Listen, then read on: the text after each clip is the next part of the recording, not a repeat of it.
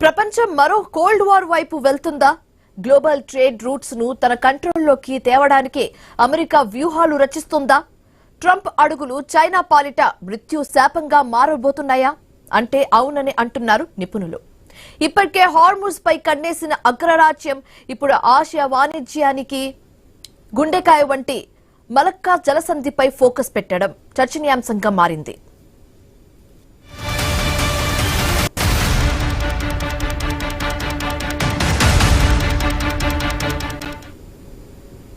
Malacca జలసంధి ప్రపంచ వాణిజ్యానికి ఇది ఒక జీవనాడి. గ్లోబల్ ట్రేడింగ్ లో 40% దీని మీదుగా సాగుతూ ఉంటుంది. చైనా, జపాన్ వంటి దిగ్గజ దేశాల ఆర్థిక వ్యవస్థలు దీనిపైనే ఆధారపడి ఉన్నాయి. ఇక్కడే ఇప్పుడు అమెరికా తన పావులు కదుపుతోంది. ఈ ఆలోచనతోనే ఇండోనేషియాతో ఒప్పందం కుదుర్చుకునేందుకు ప్రయత్నాలు కూడా చేస్తున్నారు. అమెరికా, ఇండోనేషియా దేశాల రక్షణ మంత్రులు రహస్యంగా భేటీ కావడం వెనుక ఆంతర్యం ఇదేనని తెలుస్తుంది. ట్రంప్ వ్యూహాలు జిన్పింగ్ లో వణుకు పుట్టిస్తుంది.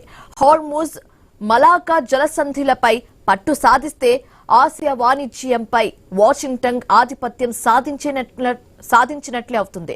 హార్ముజ్ కంటే మలాకా జలసంధి చైనాకు చాలా ఇంపార్టెంట్.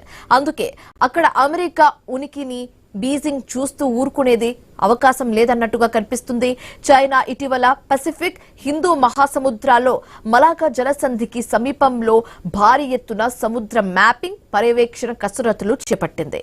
అయితే అమెరికా లక్ష్యం నెరవేరడం అంత ఈజీ కాదు. మలాకా జలసంధిలో సముద్ర సరిహద్దులు, చిన్న దీవుల నియంత్రణ విషయంలో ఇండోనేషియా, సింగపూర్ల మధ్య వివాదాలున్నాయి. అమెరికాకు మిత్రదేశమైన సింగపూర్ ఈ జలసంధి వల్ల కలిగే వ్యాపారాల ప్రయోజనాల్లో సింహభాగాన్ని పొందుతుంది. ఇరాన్ హార్ముజ్ లో నౌకల రాకపోకలపై సుంకాలు విధించడం చూసి ఇండోనేషియా, మలేషియా మలాకాలో పన్నులు విధిస్తాయేమో అన్న సింగపూర్ కు భయం పట్టుకుంది.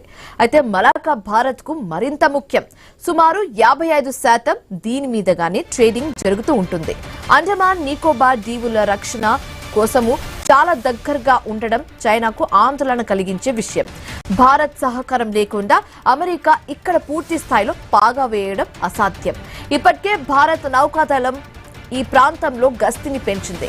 ట్రంప్ భవిష్యత్తులో ఏవైనా చర్యలు తీసుకోవాలని భావిస్తే ఆయన ప్రయత్నాలకు భారత్ కేంద్ర బిందువుగా కావచ్చు.